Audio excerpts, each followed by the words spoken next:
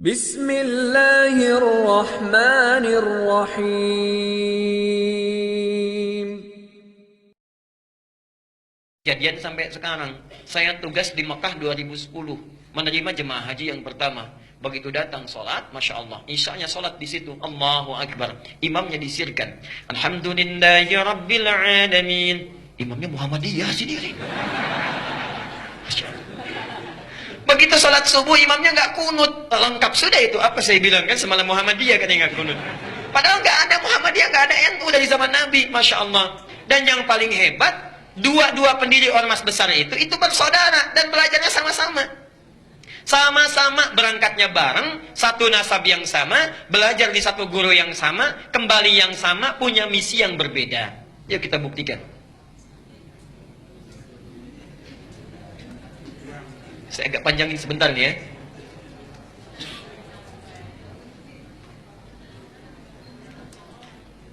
Satu, namanya Kiai Haji Muhammad Hashim Al-Ash'ari. Muhammad Hashim Al-Ash'ari. Kemudian nanti mendirikan Nahdlatul Ulama tanggal 31 Januari tahun 1926. Kedua, siapa namanya?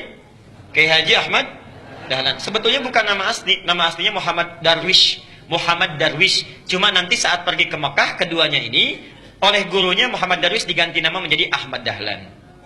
Ahmad Dahlan mendirikan Muhammadiyah tanggal 18 November tahun 1912. Nah, pertama, dua-duanya ini bersaudara. Bersaudara, ketemu nasabnya di saudara jauhnya. Muhammad Hashim Al-Ash'ari bin Abdul Wahid bin Abdul Wahid bin Abdul Halim. Abdul Halim nama aslinya Pangeran Bernawa, Pangeran Benawa bin Abdurrahman. Abdurrahman nama aslinya Sultan Hadiwijaya, dikenal dengan Joko Tingkir. Bin Abdul Fattah bin Abdul Aziz bin Abdullah bin Maulana Ishaq. Siapa Maulana Ishaq itu? Bapaknya Raden Ainul Yakin yang dikenal dengan Sunan Giri. Bertemulah nasabnya di Maulana Ishaq.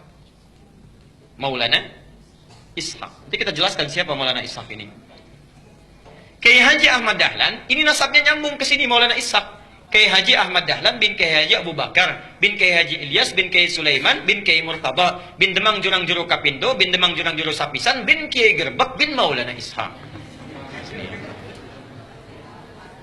Maulana Ishaq. Bertemu di sini.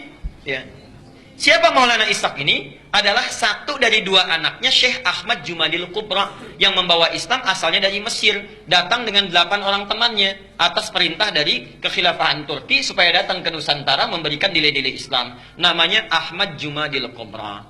Punya 2 orang anak, satu Maulana Ishaq, yang kedua Syarif Abdullah.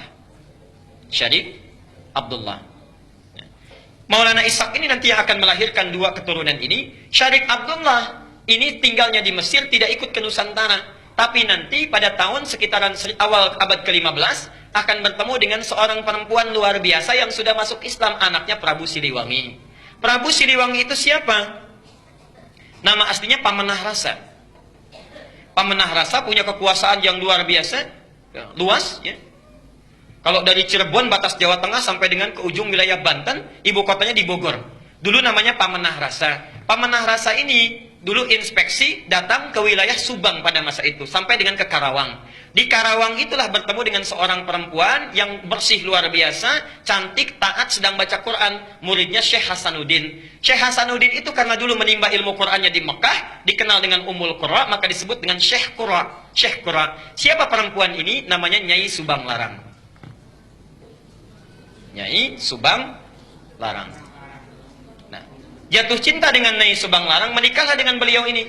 Setelah menikah, pada tahun 1423, memiliki keturunan pertama laki-laki, diberi nama dengan Walang Sungsang. Walang Sungsang. 1426 punya anak yang kedua, perempuan, diberi nama Nyai Rara Santang. Rara Santang. 1427 lahir anak yang ketiga, diberi nama dengan Raja Sengara. Raja Sengara. Nah, kakak ini, 2 kakaknya, Walang Sungsang dengan Rara Santang, Kemudian muncul satu masa ingin berhaji. Datanglah ke kota Mekah.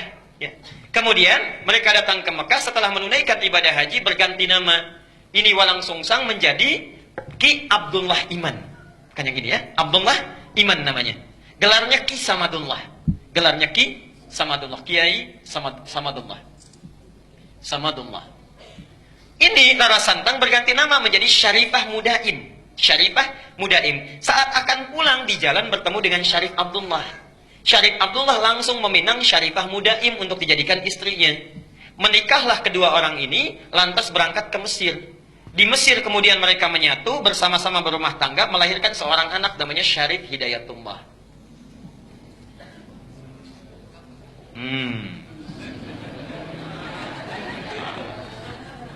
20 tahun belajar di sini, belajar dengan Syekh Ibnu Athaillah Al-Iskandari, belajar dengan ulama-ulama besar, sampai setelah matang kembali dia akan menengok kakeknya datang ke Prabu Siliwangi. Ya. Karena kakeknya tinggal di wilayah Jati, diberikan kekuasaan di situ, diangkatlah dan dikenal dengan Sunan Gunung Jati di kemudian hari. Itulah Syarif Hidayatullah, keturunan dari sini. Sedangkan Ki Samadullah pergi ke satu wilayah dikenal dengan Lemah Wungkuk. Minta izin pada bapaknya untuk memajukan wilayah itu. Di Lemah Wungkuk itu, Masya Allah, itu etnisnya campuran. Ada orang Cina, orang Arab, orang lokal, masih belum bagus. Minta izin supaya ditata. Campuran dalam bahasa lokal itu disebut dengan caruban. Oh, caruban.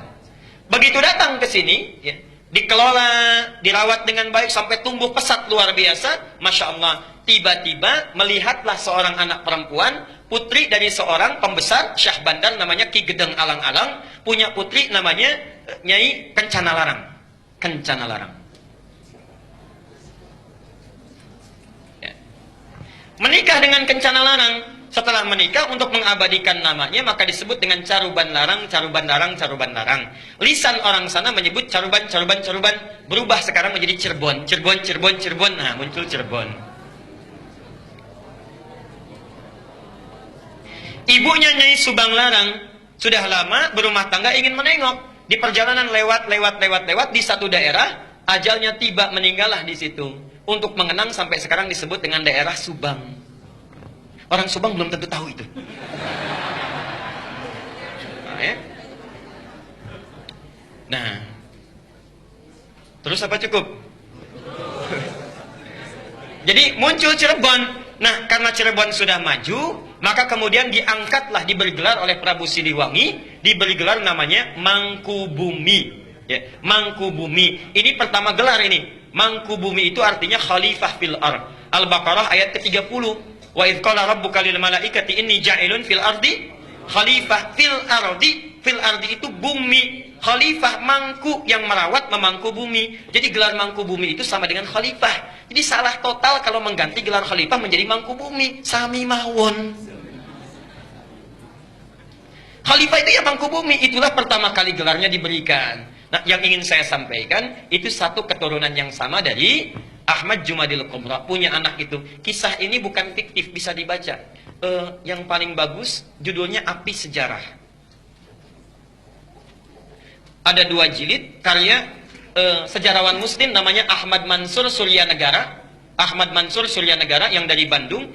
Jilid yang pertama warnanya hitam, halaman 148. Itu dimulai di situ kisahnya. Oke. Yang punya bukunya silahkan. Nah, apa hubungannya dengan yang paling atas? Kiai Haji Ahmad Dahlan, Kiai Haji Muhammad Hashim Asy'ari, itu berangkatnya bareng, satu keturunan, berangkat bareng. Di Mekah itu berguru pada seorang ulama besar, alim luar biasa dari Minangkabau, namanya Syekh Ahmad Khatib Al-Minangkabawi. Syekh Ahmad Khatib Al-Minangkabawi. Ada juga yang menyebutkan riwayat dari Sambas, Syekh Ahmad Khatib As-Sambasi. Belajar dari situ, setelah selesai, dua-duanya punya keunikan. Kiai Haji Ahmad Dahlan itu senang sekali praktek. Ya, tidak terlalu banyak teoritis. Langsung praktek. Begitu pulang ke Nusantara, langsung mempraktekkan ajaran-ajarannya, membuat persyarikatan, kemudian persyarikatan Muhammadiyah. Muhammad itu nama Nabi, Yah itu nisbah, mengikuti. Jadi ingin memperbaiki keadaan seperti sesuai dengan Nabi. Bikin rumah sakit, bikin sekolah, dan sebagainya. Praktek dakwah. Kiai Haji Hashim Asy'ari, Muhammad Hashim Al-Asy'ari, Masya Allah, beliau itu senang nulis kitab. Beda dengan Ahmad Dahlan. Menulis kitab sampai ada 19 karya beliau dihimpun di satu kitab besar. 19 kitab dari mulai pertama adab dalam menuntut ilmu, kedua risalah Ahlussunnah wal Jamaah, ada kitab An-Nurul Mubin fi Mahabbati Sayyidil Mursalin, sampai 19 kitab. Masya Allah. Jadi akan menyeimbangkan, saudaranya praktek, yang satu memberikan teorinya. Itu asalnya. Dan kalau Anda baca buku aslinya, kitabnya, Masya Allah, itu sama persis, gak ada bedanya. Gak ada bedanya. Aliran-aliran menyimpang yang ditanya jawab disebutkan sama sekali. Misal, risalah Ahlussunnah wal Jamaah buka halaman ke-9. Faslu awal zuhuril bid'ah fi ardi Jawa wal mubtadi'ina fiha. Pasal menerangkan tentang awal munculnya bid'ah di tanah Jawa dan siapa tokoh-tokohnya. Bid'ah yang dimaksudkan bukan fikih tapi akidah. Tapi akidah. Halaman ke-10 paragraf yang kedua, baris 1 sampai dengan baris yang ke-4. Silahkan lihat. Wa minhum rafidhiyuna. Di antara aliran bid'ah itu adalah Syiah Rafidah. Syiah. Ya. Beliau langsung menyebutkan, bukan saya. Beliau langsung yang menyebutkan. Asalnya semua sunni, kata beliau itu. Semua sunni. Cuma terjadi di tahun 1333 Hijrah, sama dengan 1909 Masehi. Datang tiba-tiba entah dari mana, ada satu aliran disebut dengan Syiah. Pekerjaannya, yasubbuna sayyidana Abu Bakr wa Umar radhiyallahu anhuma. Seringkali mencela dua sahabat Nabi, yaitu Abu Bakar dan Umar. Disebutkan dalilnya, hadisnya. Kemudian halaman yang ke-11-nya, wa minhumul abahiyuna, ada aliran kepercayaan abal-abal, abahiyun, semua boleh. Siapa mereka? Yang merasa dekat dengan Allah, wasafa qalbuhu, hatinya merasa sudah bersih, jernih. Sehingga kalau sudah bersih jernih itu tidak berlaku ketentuan dan larangan. Jadi kalau nggak sholat pun nggak apa-apa karena sudah dekat dengan Allah. Gelarnya tinggi, Pak Kiai. Pak Kiai kok nggak sholat ya? Kan sudah adzan. Jasad bapak bersama adik, tapi roh bapak sedang sholat. Nah itu diantara yang kacau itu ya. Jadi larangan nggak berlaku karena sudah dekat dengan Allah. Ini penyimpangan langsung disebutkan di Quran surah ke-2 ayat 80 Al-Baqarah. Ya. Ada lagi aliran yang reinkarnasi tanasukhil arwah, ya. Bahkan ada jahlatul mutasawwifah, orang sufi yang paling bodoh, disebutkan oleh beliau. Siapa itu? Itu yang mengaku menyatu dengan Tuhan, Allah sedang menyatu dengan dirinya, manunggaling kaulah Gusti. Siapa kamu? Saya adalah Allah. Allah sedang apa? Allah sedang makan. Nah itu sudah lain. Jadi itu diantara kitab-kitab beliau. Nah, jadi tidak ada bedanya. Kisah yang terakhir yang ingin saya tutup, satu kali muridnya Kiai Haji Hasyim Asy'ari itu berkunjung ke Kauman ke Jogja. Karena Ahmad Dahlan pulang ke Kauman, Hasyim Asy'ari pulang ke Tebu Ireng ke Jombang. Datanglah dari Jombang itu, kemudian ke wilayah Kauman, dilihat di situ. Kok ini beda ya katanya. Balik lagi ke Tebu Ireng. Syekh katanya, itu ada aliran di Kauman yang menyimpang. Bagaimana caranya? Begini. Siapa orangnya? Namanya sekian. Ciri-cirinya bagaimana seperti ini? Itu bukan menyimpang. Itu saudara saya. Bantu sana balik lagi. Masya Allah. Ketika membantu balik lagi, kemudian sampai di situ berumah tangga, punya anak namanya Ahmad Azhar Bashir. Sampai kemudian jadi pimpinan pusat Muhammadiyah. Yang digantikan oleh Amin Rais, digantikan oleh Syafi'i Ma'arif, digantikan Din Samsudin. Agustus nanti mau muktamar itu. Ya, mau diganti lagi karena sudah 2 periode. Saya baca itu.